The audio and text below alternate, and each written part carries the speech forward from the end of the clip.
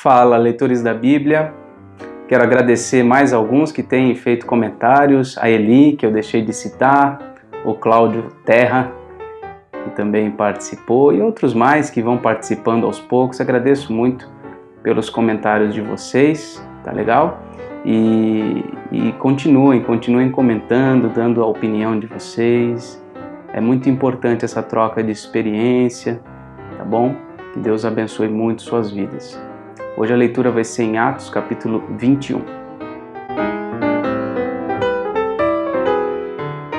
Depois de nos apartarmos, fizemo-nos à vela e, correndo em direitura, chegamos a Cós.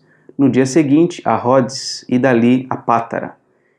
Achando um navio que ia para a Fenícia, embarcamos nele, seguindo viagem. Quando Chipre já estava à vista, deixando-a à esquerda, navegamos para a Síria e chegamos a Tiro, pois o navio devia ser descarregado ali. Encontrando os discípulos, permanecemos lá durante 7 dias, e eles, movidos pelo Espírito Santo, recomendavam a Paulo que não fosse a Jerusalém. Passados aqueles dias, tendo-nos retirado, prosseguimos viagem acompanhados por todos, cada um com sua mulher e filhos, até fora da cidade. Ajoelhados na praia, oramos.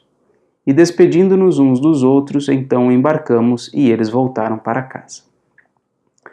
Quanto a nós, concluindo a viagem de Tiro, chegamos a Ptolomaida, onde saudamos os irmãos, passando um dia com eles. No dia seguinte partimos e fomos para Cesareia, e entrando na casa de Filipe, o evangelista, que era um dos 7, ficamos com ele. Tinha este 4 filhas donzelas que profetizavam. Demorando-nos ali alguns dias, desceu da Judéia um profeta chamado Ágabo, e vindo ter conosco, tomando o cinto de Paulo, ligando com ele os próprios pés e mãos, declarou: Isto diz o Espírito Santo. Assim os judeus em Jerusalém farão ao dono deste cinto e o entregarão nas mãos dos gentios. Quando ouvimos estas palavras, tanto nós como os daquele lugar, rogamos a Paulo que não subisse a Jerusalém. Então ele respondeu: Que fazeis chorando e quebrantando o meu coração? Pois estou pronto não só para ser preso, mas também para morrer em Jerusalém pelo nome do Senhor Jesus. Como, porém, não o persuadimos, conformados dissemos: Faça-se a vontade do Senhor. Passados aqueles dias, tendo feito os preparativos, subimos para Jerusalém. E alguns dos discípulos também vieram de Cesareia conosco, trazendo consigo Minasson, natural de Chipre, velho discípulo, com quem nos devíamos hospedar. Tendo nós chegado a Jerusalém, os irmãos nos receberam com alegria. No dia seguinte, Paulo foi conosco encontrar-se com Tiago, e todos os presbíteros se reuniram. E tendo-os saudado, contou minuciosamente o que Deus fizera entre os gentios por seu intermédio. Ouvindo-o, deram eles glória a Deus, e lhe disseram: Bem vês, irmão, quantas dezenas de milhares há entre os judeus que creram, e todos são zelosos da lei. E foram informados a teu respeito que ensinas todos os judeus, entre os gentios, a apostatarem de Moisés, dizendo-lhes que não devem circuncidar os filhos, nem andar segundo o costume da lei. Que se há de fazer, pois? Certamente saberão da tua chegada. Faze, portanto, o que te vamos dizer. Estão entre nós 4 homens que voluntariamente aceitaram o voto. Toma-os, purifica-te com eles e faze a despesa necessária para que raspem a cabeça. E saberão todos que não é verdade o que se diz a teu respeito, e que, pelo contrário, andas também tu mesmo guardando a lei. Quanto aos gentios que creram, já lhes transmitimos decisões, para que se abstenham das coisas sacrificadas a ídolos, do sangue, da carne de animais sufocados e das relações sexuais ilícitas. Então Paulo, tomando aqueles homens no dia seguinte, tendo-se purificado com eles, entrou no templo, acertando o cumprimento dos dias da purificação, até que se fizesse a oferta em favor de cada um deles.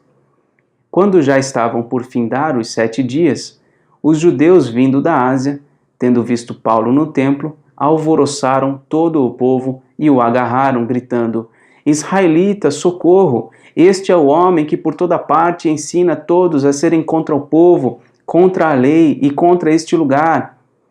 Ainda mais introduziu até gregos no templo e profanou este recinto sagrado, pois antes tinham visto Trófimo, o Efésio, em sua companhia na cidade e julgavam que Paulo o introduzira no templo. Agitou-se toda a cidade, havendo concorrência do povo, e agarrando a Paulo, arrastaram-no para fora do templo, e imediatamente foram fechadas as portas. Procurando eles matá-lo, chegou ao conhecimento do comandante da força que toda Jerusalém estava amotinada. Então este, levando logo soldados e centuriões, correu para o meio do povo. Ao verem chegar o comandante e os soldados, cessaram de espancar Paulo. Aproximando-se o comandante, apoderou-se de Paulo e ordenou que fosse acorrentado com 2 cadeias, perguntando quem era e o que havia feito. Na multidão, uns gritavam de um modo, outros de outro.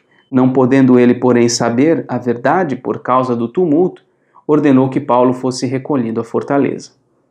Ao chegar às escadas, foi preciso que os soldados o carregassem por causa da violência da multidão, pois a massa de povo o seguia gritando: "Mata-o!" E quando Paulo ia sendo recolhido à fortaleza, disse ao comandante: "É-me permitido dizer-te alguma coisa?" Respondeu ele: "Sabes o grego? Não és tu, porventura, o egípcio que há tempo sublevou e conduziu ao deserto 4.000 sicários?" Respondeu-lhe Paulo: "Eu sou judeu, natural de Tarso, cidade não insignificante da Cilícia, e rogo-te que me permitas falar ao povo."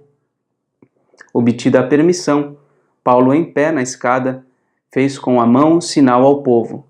Fez-se grande silêncio e ele falou em língua hebraica, dizendo: Eu gostaria de destacar algumas coisas a respeito do capítulo 21. Primeira coisa que eu gostaria de destacar é que por onde Paulo passa nessas cidades, em Tiro, em Cesareia, ele se encontra com irmãos, com pessoas que o acolhiam, que o amavam e que se importavam muito com ele.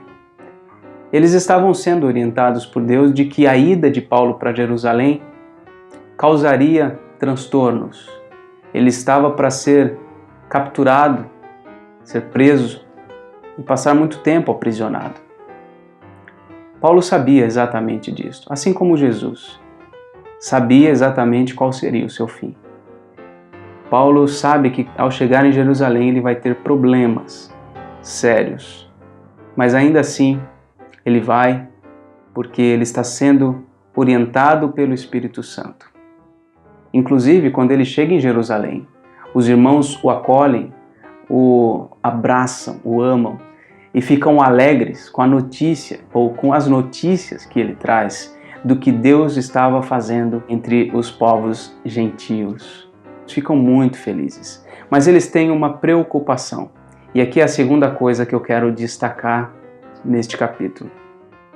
A preocupação que eles têm é que Paulo não seja perseguido, Paulo não seja capturado, Paulo não seja considerado um traidor do povo judeu. Então eles orientam Paulo a que fizesse votos junto com mais 4 homens dispostos a isso, os votos comuns ali do povo judeu, para que as pessoas não se escandalizassem com a presença dele.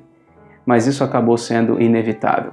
Ele fez o que estava ao seu alcance, ele era um judeu de fato, não tinha problema nenhum ele fazer os votos, ele seguir aqueles rituais que eles faziam, não tinha problema nenhum, ele era um judeu.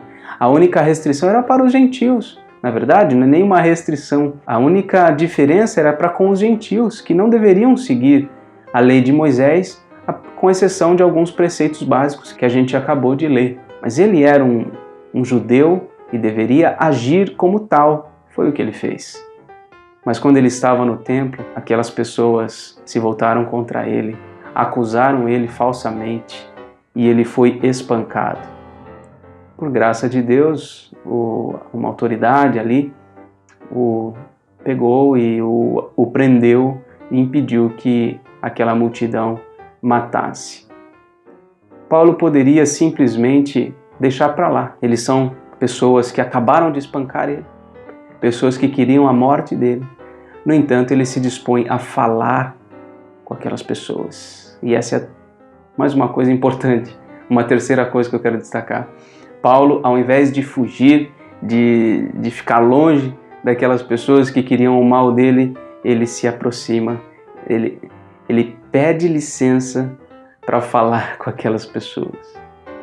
Bom, se você ficar curioso a respeito do que ele diz, leia o próximo capítulo já, que a gente vai ler junto amanhã. São esses 2 ou 3 destaques que eu gostaria de fazer. O primeiro é que em todo lugar os discípulos de Cristo encontram a sua família. Pessoas que amam, que acolhem e que se alegram com a sua vida. A segunda coisa é que Paulo era judeu, deveria agir como judeu e se esforçou ao máximo para não causar problemas. Mas isso foi inevitável. Estava no propósito de Deus que ele fosse preso. E por fim, uma última lição é que nós devemos, ao contrário da nossa natureza, nos voltar para os nossos inimigos e não desistir deles. Que Deus nos abençoe. Até amanhã.